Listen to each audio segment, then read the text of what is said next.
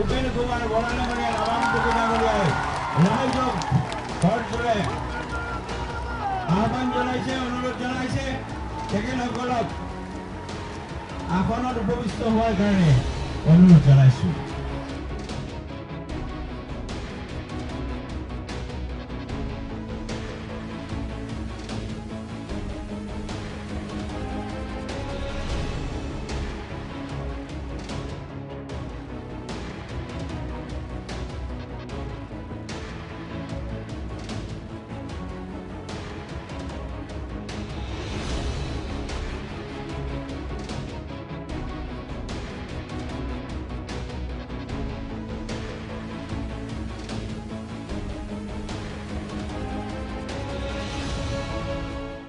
বিৰাট ডাঙৰ ভুল কাম কৰিছে।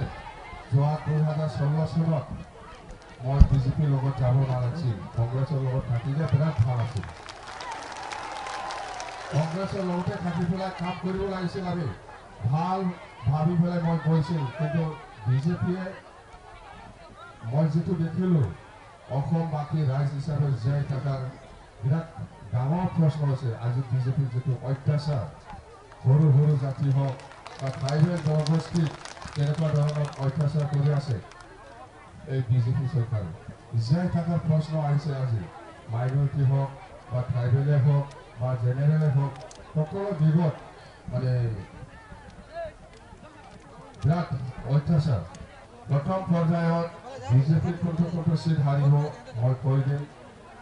প্ৰথমত বৰচলা সমষ্টিটো হাৰিব, ঢেকীয়াজুলি, ৰাঙাপাৰা, চতিয়া,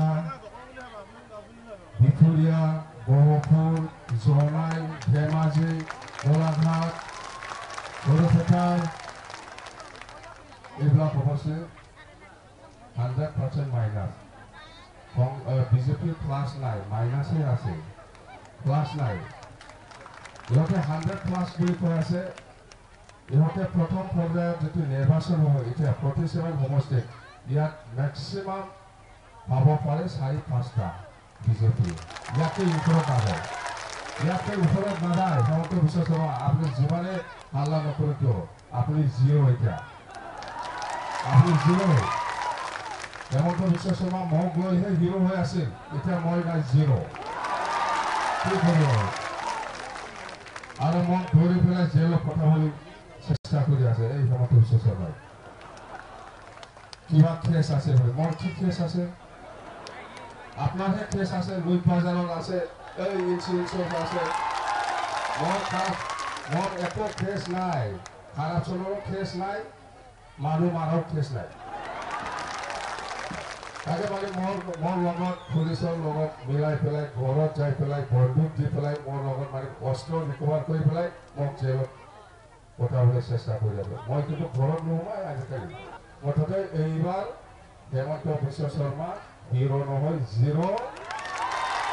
আৰু 2 তাৰিখ মে মাহৰ 2 তাৰিখত বিজেপিৰ শ্ৰাদ্ধ হ'ব। মে মাহৰ 2 তাৰিখত বিজেপিৰ শ্ৰাদ্ধ। 2 তাৰিখত মই কৰিম, ককাজাওতে কৰিম। মই একেবাৰে স্পষ্ট, মই কিবা ৰাজনৈতিক বক্তব্য ৰাখিবৰ কাৰণে মই কোৱা নাই। এটা কথা স্পষ্ট যে উজনি অসমত তেওঁলোকে ধৰ্মীয় সাম্প্ৰদায়িক ৰাজনীতিৰ এটা তুংগত উঠিবৰ কাৰণে তেওঁলোকে অপচেষ্টা কৰিছিলে। মানুহে তেওঁলোকক প্ৰত্যাখ্যান কৰিছে আৰু চাৰিওফালৰ পৰা মানুহে বিচাৰিছে যে বিজেপিৰ অপশাসন ৰুদ্ধ কৰা হওক আৰু দিছপুৰত কংগ্ৰেছ নেতৃত্বাধীন এখন চৰকাৰ অধিষ্ঠিত কৰি বিজেপিক ইয়াৰ পৰা উৎখাত কৰাটো এতিয়া প্ৰত্যেকজন বেছিভাগ অসমৰ জাতি জনগোষ্ঠী মানুহৰ মনত এইটো এটা বদ্ধমূল এটা সিদ্ধান্ত আৰু সেই সিদ্ধান্তৰ প্ৰতিফলন ঘটিব প্ৰথম পৰ্যায়ত।